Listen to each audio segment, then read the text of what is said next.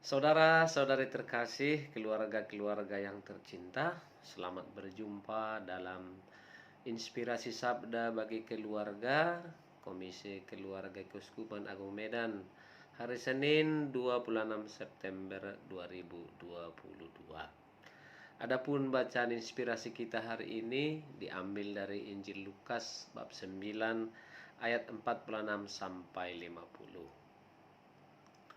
Sekali peristiwa, timbullah pertengkaran di antara para murid Yesus tentang siapakah yang terbesar di antara mereka. Tetapi Yesus mengetahui pikiran mereka. Karena itu ia mengambil seorang anak kecil dan menempatkannya di sampingnya. Lalu ia berkata kepada mereka, "Barang siapa menerima anak ini demi namaku, dia menerima aku. Dan barang siapa menerima aku, menerima dia yang mengutus aku. Sebab yang terkecil di antara kalian, dialah yang terbesar." Pada kesempatan lain Yohanes berkata, "Guru, kami melihat seorang mengusir setan demi namamu, dan kami telah mencegahnya karena ia bukan pengikut kita." Tetapi Yesus menjawab, "Jangan kalian cegah, sebab barang siapa tidak melawan kalian, dia memihak kalian." Demikianlah sabda Tuhan. Terpujilah Kristus. Saudara-saudari terkasih, salah satu keinginan manusia yang terbesar adalah bila mana dapat melebihi orang lain, lebih baik, lebih ganteng, lebih ramah, lebih kaya, lebih punya kedudukan. Itu adalah cita-cita pada umumnya dari setiap manusia. Dan hari ini kita mendengar bagaimana para murid juga menginginkan hal yang sama. Ada kecenderungan di antara mereka untuk menjadi lebih besar dari antara mereka satu sama lain. Padahal mereka adalah murid-murid.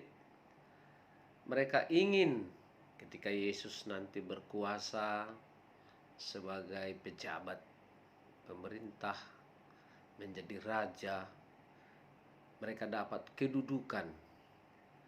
Dan ketika mereka sedang bertengkar, Yesus memberi pencerahan. Bagaimana Yesus mengajar mereka tentang arti dari sebuah kedudukan, sebuah jabatan, sebuah pengabdian dan pelayanan adalah dengan mengambil seorang anak kecil dan menempatkannya di sampingnya. Dan Yesus berkata, "Barang siapa menerima anak ini demi namaku, dia menerima aku." Apa yang mau dikatakan oleh Yesus? Menerima seorang anak adalah menerima pribadi yang tulus, polos, yang tak berdaya, yang tidak memiliki banyak kecemburuan, cita-cita mau melebihi satu sama lain. Yang ada hanyalah ketulusan, penyerahan diri, siap dibentuk menjadi yang berkenan dan menyenangkan bapa dan ibunya. Demikianlah para murid menjadi seperti seorang anak kecil, menjadi pribadi yang rendah hati, pribadi yang tulus, yang polos, yang tidak memiliki ambisi-ambisi yang justru bisa menghancurkan, bisa membuat kawanan murid-murid Yesus menjadi kawanan yang saling menjatuhkan satu sama lain. Penerimaan murid itu, penerimaan murid akan anak-anak menjadi simbol bahwa mereka juga siap diterima seperti anak kecil yang melayani dengan tulus, tidak banyak perhitungan, tidak banyak keinginan-keinginan untuk memuaskan diri. Nah, saudara-saudari terkasih, bagaimana kita memaknai perikop ini dalam kehidupan kita sebagai satu keluarga? Sering keluarga pun mengalami hal yang sama, bahwa satu sama lain merasa lebih berjasa, merasa lebih baik, merasa lebih berbuat, dan karena itu akhirnya saling menjatuhkan, saling meremehkan dan merendahkan satu sama lain. Orang sungguh-sungguh membutuhkan pengakuan. Suami mengharapkan pengakuan dari istri, istri mengharapkan juga pengakuan dari suaminya. Di antara mereka selalu ingin menonjolkan, sayalah yang terbaik, sayalah yang terbaik. Kalau kita mau menjadi keluarga yang rukun, yang damai, hari ini Yesus memberi kita suatu gambaran, sikap yang harus kita bangun, kerendahan hati, semangat ketulusan dalam pelayanan, dalam tugas jabatan yang kita miliki, yang kita emban, tetap di sana semangat pelayanan Kristus tetap hidup. Dalam hidup berkeluarga suami istri perlu diperjuangkan semangat pelayanan Kristus. Bila mana kita bersikap rendah hati, tulus, rela berkorban, maka kita menerima Yesus dan menerima yang mengutus Yesus, yaitu Allah Bapa kita. Maka dalam keluarga, saudara-saudari terkasih, mari kita bina semangat ketulusan, kerendahan hati itu, supaya dengan demikian terbangun satu relasi komunikasi yang baik di antara suami istri maupun antara orang tua dan anak-anak. Lalu hari ini juga Yesus berbicara bagaimana kita berhadapan sebagai orang beriman dengan orang lain yang juga mungkin melakukan kebaikan-kebaikan, mujizat-mujizat atas nama Yesus, padahal mereka bukan pengikut Yesus. Yesus selalu berpatokan kepada satu prinsip. Kalau dia tidak melawan kita, berarti dia bersama kita.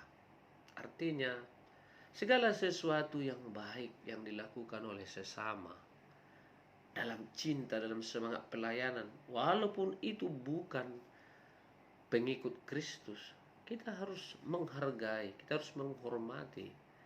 Bahkan mungkin kita memuji, meneladani. Ya, karena apa? Walaupun dia bukan pengikut Kristus, dia dapat melakukan perintah cinta kasih. Dengan demikian, kita terbuka kepada setiap orang. Hari ini Yesus mengajak kita untuk selalu berpikir positif, optimis berhadapan dengan semua orang. Jangan langsung berprasangka buruk. Kalau boleh, kita bina semangat prasangka baik. Dan ini juga harus kita hidupi dalam keluarga. Dalam keluarga hendaknya dibangun juga semangat bahwa apapun yang dilakukan anggota keluarga demi kebaikan ini, kita harus hargai. Jangan melecehkan, merendahkan, bahkan menolak. Mungkin ada dari anggota keluarga kita yang tidak mungkin menurut akal pikiran kita mampu melakukan sesuatu, tetapi ternyata bisa melakukan sesuatu yang melebihi ekspektasi yang ada dalam pikiran kita. Dia berhasil lebih dari yang kita bayangkan. Nah, pada orang seperti ini, kata yang pertama harus kita ungkapkan adalah jujur, salut, mengucapkan selamat. Bukan cemburu, iri, tetapi ya menghargai, mendukung malah kalau itu sesuatu yang baik, yang berguna untuk kemajuan keluarga kita. Mudah-mudahan berkat firman Tuhan hari ini memberi kita satu inspirasi untuk tetap ya, terbuka terhadap kebaikan sesama dan selalu menjadi orang-orang yang pluralis, orang-orang yang majemuk, orang-orang yang terbuka dengan siapapun tanpa membeda-bedakan latar belakang, suku, budaya, bahkan agama pun. Menjadi murid Kristus tidak menjadi eksklusif, tetapi adalah murid-murid yang menunjukkan identitas. Keluarga-keluarga Katolik harus menunjukkan identitasnya, ciri khasnya sebagai murid Kristus. Menjadi orang-orang yang terbuka, yang inklusif, di mana semua orang menjadi bagian dari kehidupan kita.